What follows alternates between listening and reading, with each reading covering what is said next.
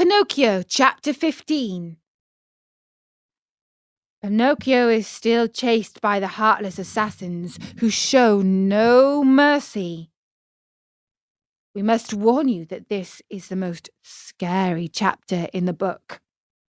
Let's see if he can escape. As he ran, the marionette felt more and more certain that he would have to give himself up into the hands of his pursuers.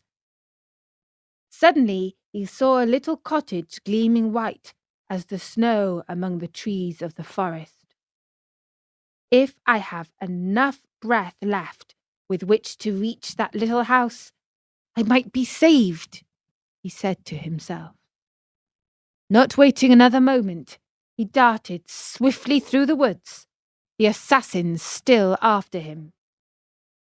After a hard race of almost an hour, tired and out of breath, Pinocchio finally reached the door of the cottage and knocked.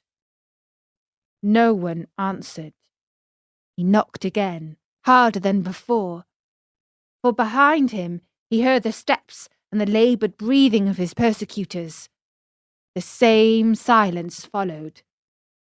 As knocking was of no use, Pinocchio in despair began to kick and bang against the door, as if he wanted to break it. At the noise, a window opened, and a lovely maiden looked out. She had azure hair and a face white as wax. Her eyes were closed, and her hands crossed on her breast. With a voice so weak that it could hardly be heard, she whispered, "No one lives in this house. Everybody is dead. Won't you open the door for me at least?" cried Pinocchio in a beseeching voice. "I am also dead." "Dead? What are you doing at the window then?" "I am waiting for the coffin to take me away." After these words, the little girl disappeared, and the window closed without a sound. "Oh, lovely maiden, with azure hair," cried Pinocchio, "open, I beg of you. Take pity on a poor boy who is being chased by two assassins." He did not finish, for two powerful hands grasped him by the neck, and the same two horrible voices growled threateningly, "Now we have you." The marionette, seeing death dancing before him, trembled so hard that the joints of his legs rattled and the coins tinkled under his tongue. "Well," the assassins asked, "will you open your mouth now or not?" You do not answer. Very well. This time you shall open it."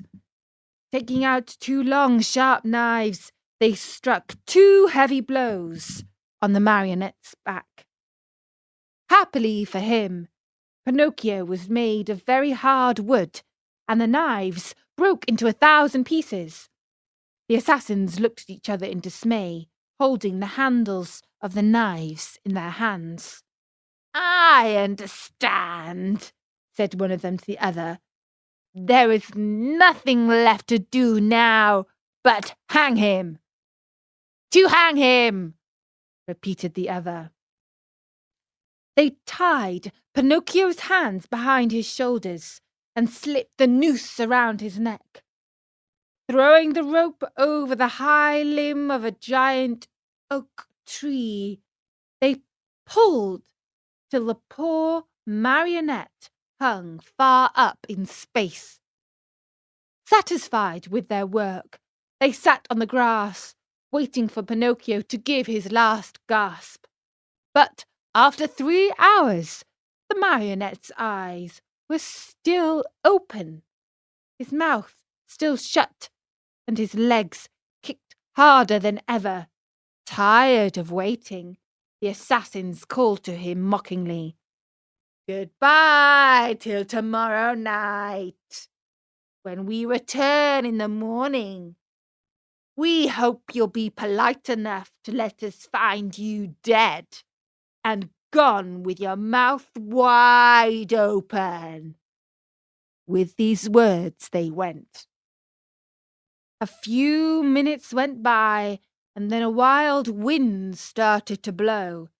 As it shrieked and moaned, the poor little sufferer was blown to and fro like the hammer of a bell. The rocking made him seasick, and the noose, becoming tighter and tighter, choked him. Little by little, a film covered his eyes. Death was creeping nearer and nearer, and the marionette still hoped for some good soul to come to his rescue, but no one appeared. As he was about to die, he thought of his poor old father, and hardly conscious of what he was saying, murmured to himself, "Oh, father, dear father, if only you were here." These were his last words. He closed his eyes, opened his mouth, stretched out his legs, and hung there as if he were dead.